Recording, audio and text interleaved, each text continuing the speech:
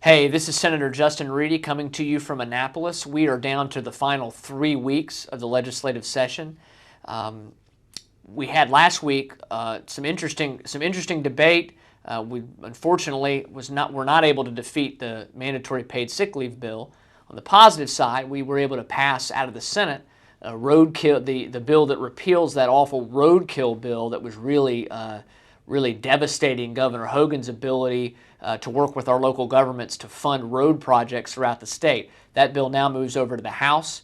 We're hoping we can get the clean bill out there that puts this thing on ice so that we can move forward.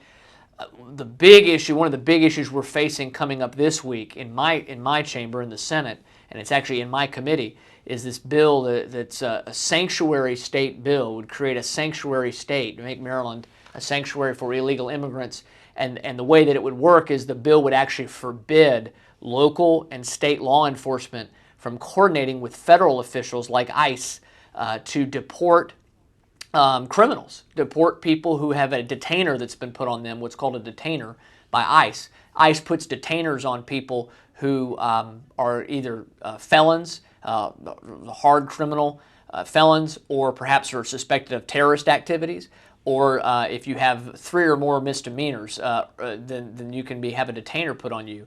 And unfortunately, the Democrats in the General Assembly, in their continuing quest to try to bash Donald Trump and also try to tie Larry Hogan to Donald Trump, and frankly their disregard for our laws, our federal immigration laws, they are pushing a bill that would basically say that Maryland can't coordinate with federal officials when it comes to immigration. It's an outrageous proposal. It would put Marylanders in jeopardy. And we've seen just this weekend, the news came out about a young lady that was assaulted by 2 young men who were illegal immigrant high school students, and had already been there was already a warrant for at least one of them they wanted to try to deport. And it was in a county in our state, Montgomery County, that really already doesn't coordinate with federal officials. So it made it harder for them to find. It made it harder for them to get rid of people like this that are committing these sort of crimes.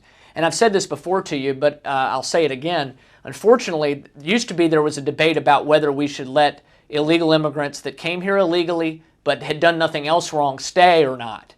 Now the debate, and I was always saying you need to follow the law, you need to come in the right way. Other people said, no, we should give amnesty.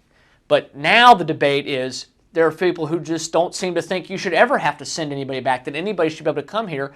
And if they commit a violent crime or a crime, well, they're still Americans. I reject that. We need to protect the citizens of Maryland. This bill is still in my committee, the Judicial Proceedings Committee. We haven't voted it yet. I think we may be voting it this week. I will fight it tooth and nail, and I'll fight it if it makes it to the Senate floor.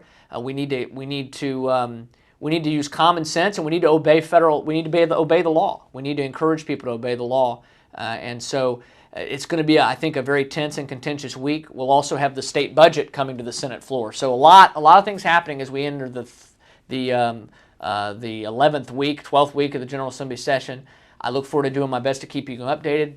Please feel free to contact me with the information provided. Look forward to talking to you. Thanks.